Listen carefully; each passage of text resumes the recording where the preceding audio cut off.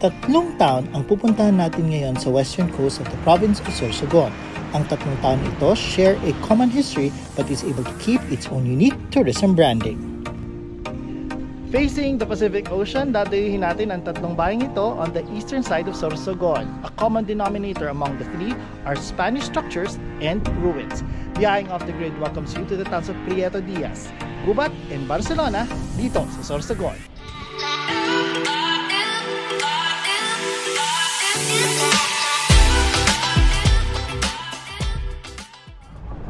Prieto Diaz, Gubat, and Barcelona are three towns that lie on the eastern coast of Sorsogon.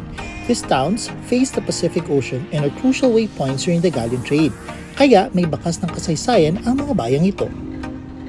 Hi, we are now on the easternmost side of Luzon. Ibig sabihin, ito pong area nito, ito yung pinaka-eastern dulo sa east side ng Luzon Island. Sa tahimik na bayan ng Prieto Diaz, matatagpuan ang pinakasilangang bahagi ng isla ng Luzon. From this vantage point, makikita mo ang Pacific Ocean.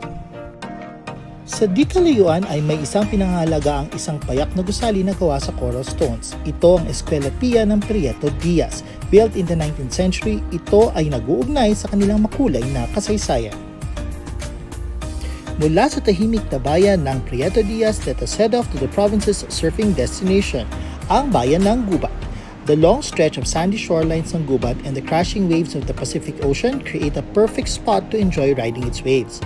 The waves here are easier to manage, which makes it ideal for beginners in surfing. Isa sa mga dinadayo dito sa Gubat ay ang Montreal Ruins. Itinayo noong 1906 gamit ang coral stones. Ito ay kasama sa mga pangakong proyekto ng mga Amerikano ng free education sa mga Pilipino. Unfortunately, the structure was reduced to ruins over the decades.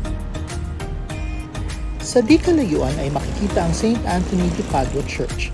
Built in 1778, it took 10 years for the church construction to begin due to funding reasons. Only the foundations of the church remain standing from the original Spanish period construction. Ang rectory nito is one of the oldest in the region of Bicol.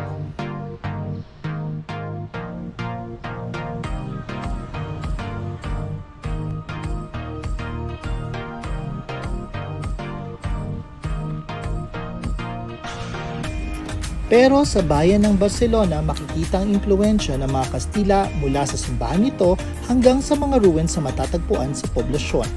The church was built using coral and sea stones under the neoclassical architecture design. It is the oldest church in the region and it is the tourism centerpiece on the eastern side of Sorsogon. From its simple facade to its magnificent interior, you will be held in awe of its beauty.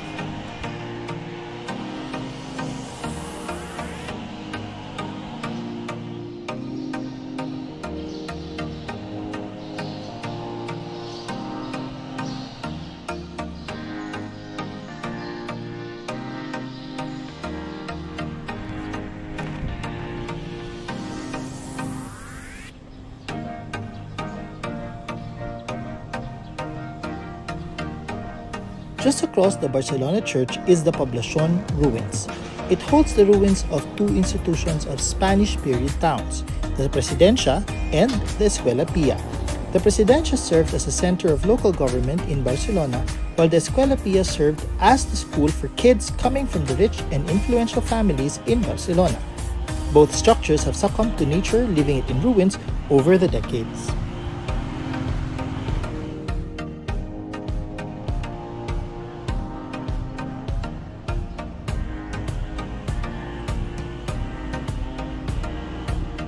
The towns of Prieto Diaz, Gubat, and Barcelona have different tourism personalities that make each town unique. One thing that we cannot deny is that the locations of these towns along the Pacific coast proved crucial during the Spanish occupation in the Philippines. The small towns of Prieto Diaz, Gubat, and Barcelona may look unassuming, but the Spanish structures and ruins are clear reminders of the important roles that these towns played in the past. Isang patunay na ang ganda ng Pilipinas ay hindi lamang sa kanyang kalikasan, kundi sa kanyang makulay na kasaysayan. Mula dito sa Rizal Beach, dito sa Gubat, Sorsogon, ako po si Mark Sevendel at ito ang biyaheng Off the Grid. You can read about my Sorsogon adventures at mark7travels.com. I would also like to thank Holland Stern for keeping my stuff safe and dry during my travels, and Magway for keeping me sun safe when exploring the Philippines.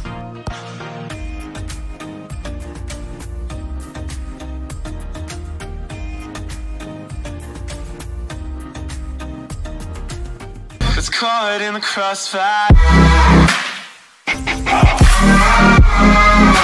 It's caught in the crossfire.